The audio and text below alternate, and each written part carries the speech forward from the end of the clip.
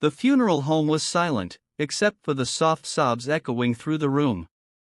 Olga's casket lay at the front, surrounded by lilies and roses, her favorite flowers. At 34, no one expected her life to end this way. Complications during childbirth that the hospital's best efforts couldn't overcome. The twins she carried for 9 months died minutes after birth, a devastating double blow to everyone who knew her. She was so excited about becoming a mother, whispered Rose, Olga's older sister, clutching a tissue in her trembling hand. The nursery was already yellow because she didn't want to know the gender. Said it would be the best surprise of her life. I nodded, unable to form words.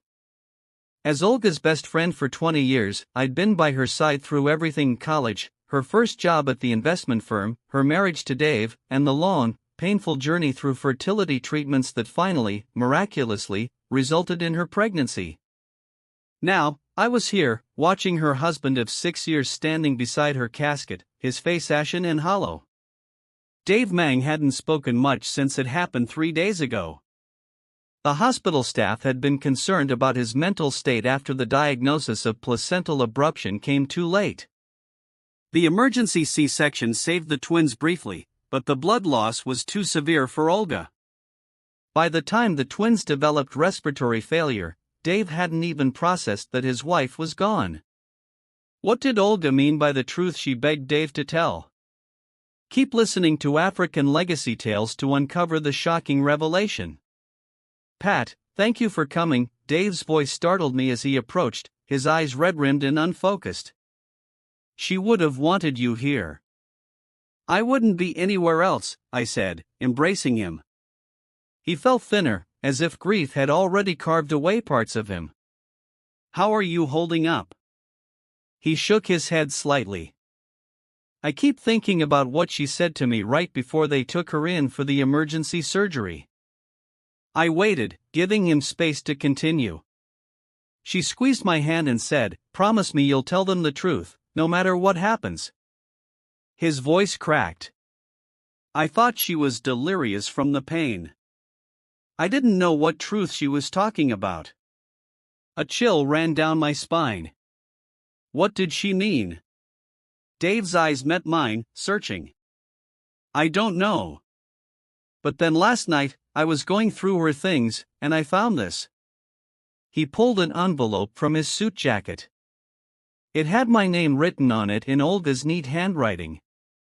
She left it in the safe with instructions that if anything happened to her, I should give it to you at the funeral. He handed it to me, his hand shaking slightly. Whatever it is, Pat, it was important to her. I took the envelope, feeling its weight more than just paper inside. I'll read it later, I said, slipping it into my purse. This wasn't the place. The service began with friends and family sharing memories of Olga. Her parents, devastated by the loss of their daughter and the grandchildren they'd never know, could barely speak through their tears. Colleagues from the financial management firm where she'd worked as an analyst spoke of her brilliance and compassion. Dave described their love story, how they'd met during a company merger when their firms joined forces, how they'd built a life together, and how excited they'd been for this next chapter. No one mentioned that the twins hadn't looked like either of them, their dark skin a stark contrast to Olga and Dave's fair complexions. The rumors had already started, whispers about affairs and secrets. I shut them down whenever I heard them. Olga wouldn't have cheated on Dave. There had to be another explanation. After the service, as people gathered in small groups to share condolences, I stepped outside for air. The October breeze felt good against my face, cooling the tears that wouldn't stop falling. I reached into my purse and touched the envelope, curiosity overcoming my desire to wait until I was alone. I tore it open carefully. Inside was a letter, a small USB drive, and a key with a number engraved on it. I unfolded the letter, recognizing Olga's handwriting immediately. Dear Pat, if you're reading this, it means I didn't make it. I'm so sorry to leave this burden on you, but you're the only one I trust with the truth. The twins aren't Dave's biological children. They aren't mine either, at least not genetically. After our 6th round of failed IVF, we were desperate. You remember how broken we were? What I never told you was that we decided to try something else, something not entirely legal. We found a clinic overseas that offered an experimental treatment involving donated embryos. We used our life savings and took out a second mortgage on the house to afford it. The doctor promised he could modify the embryos to increase their chances of survival, given my medical history. What we didn't know until it was too late was that he had used embryos from a couple who had both died in a car accident, a black couple who had been trying to have children through the clinic. We only learned this when I was already 5 months pregnant, when the prenatal genetic testing showed inconsistencies. By then, I had fallen in love with the babies I was carrying. They were mine in every way that mattered. Dave couldn't accept it. He wanted me to terminate the pregnancy, said we'd been defrauded, that we should pursue legal action against the clinic, but I couldn't do it, Pat. I couldn't. The USB drive contains all the documentation, the contract with the clinic, the correspondence after we discovered the truth, and the research I've done on the original embryo donors. Their names were Steenie and Darlene Brady. They had no living relatives. The key is to a safety deposit box at First National Bank, number 1042. Inside is the contact information for the doctor who performed the procedure, along with enough evidence to shut down his venture capital-funded clinic for good. I haven't decided what to do with this information yet.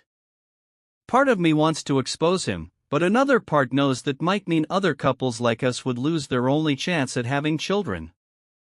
There's something else you need to know. Dave and I separated 2 months ago. He moved out and has been staying at his brother's place.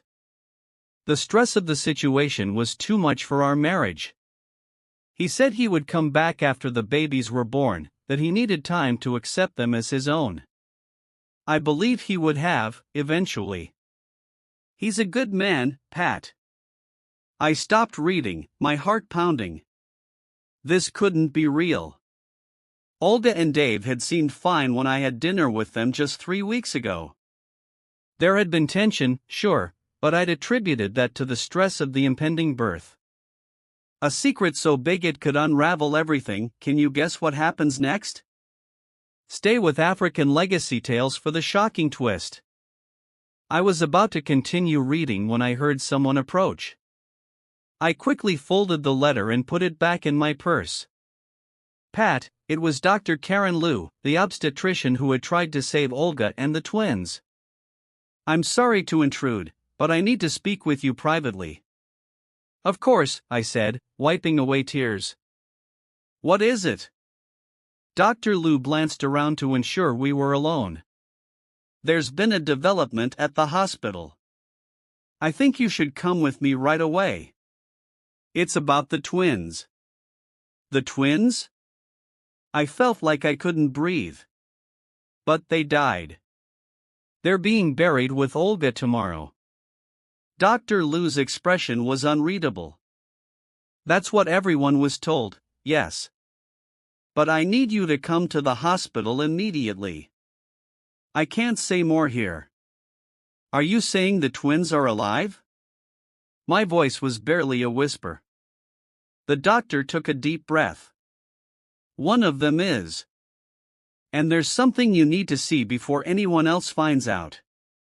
The hospital corridors seemed endless as I followed Dr. Liu through the neonatal intensive care unit.